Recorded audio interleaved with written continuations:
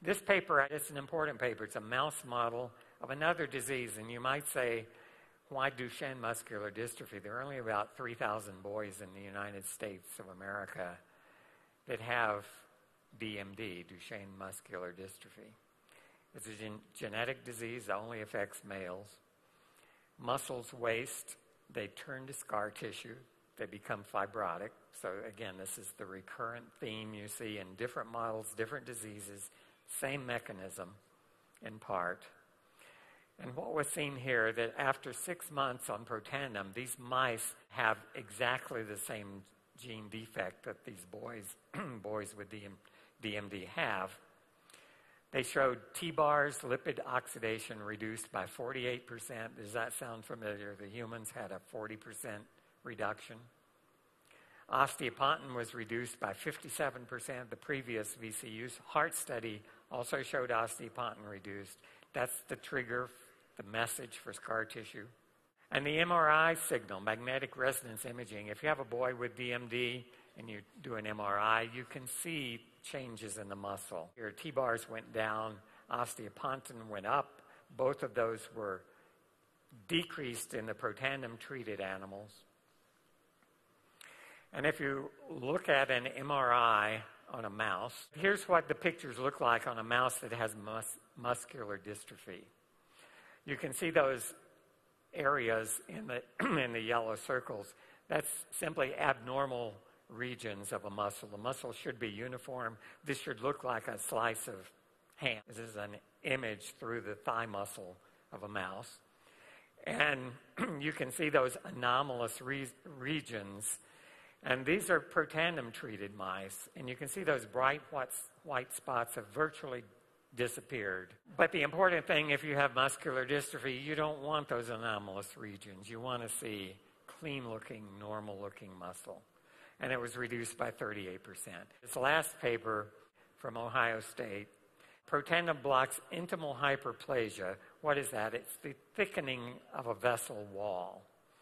And this is in veins that are used to bypass clogged arteries in the heart. If you know someone who's had bypass surgery, the bypass means they take a vein out of your leg, they use it to bypass, to put new plumbing around your heart. This study increased the antioxidant enzymes, decreased levels of superoxide, decreased lipid peroxidation. What does intimal hyperplasia look like? This would be a cross-section through a healthy vein or a healthy artery. And it has the lumen, the pink spot in the middle is where the blood goes through. It's like the opening in a pipe. The vessel is composed of several layers. The innermost kind of yellow layer is labeled intima.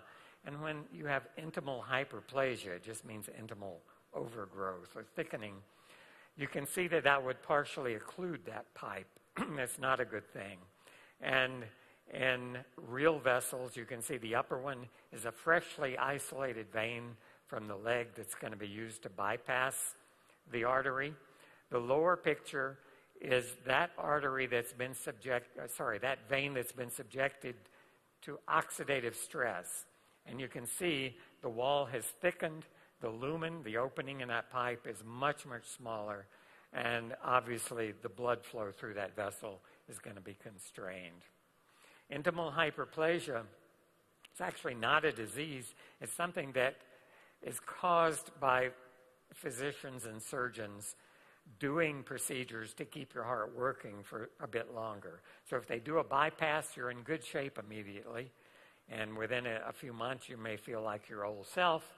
But those grafts fail, and they fail because of this process of intimal hyperplasia. If they do angioplasty, they put a catheter into your heart, put a stent, looks like a little cylinder of chicken wire that opens up by a balloon, can hold that clogged artery open. But they too fail, sometimes within months, due to this same process. The same thing can happen in the large vessels that take blood to your brain, the carotid arteries. They can be opened up, but within months or years, they start to occlude by this process. Protandim blocked the process. It didn't stop the disease because it wasn't present during that. But in isolated organ culture, it could prevent this process of intimal hyperplasia. And finally, I want to remind you that the technology behind Protandim, the technology derived from these publications that led to these publications, is protected by 3 United States patents issued in 2007, 2008, and 2009. So this is not a run-of-the-mill product off the shelf. This is something that is very different. Its bedrock is mainstream solid science, mainstream solid patents protecting this product, and it's a powerful thing that you're selling, and I hope all of you can take these tools and use them as you convince the people around you that Protandim is something they need. Thank you very much.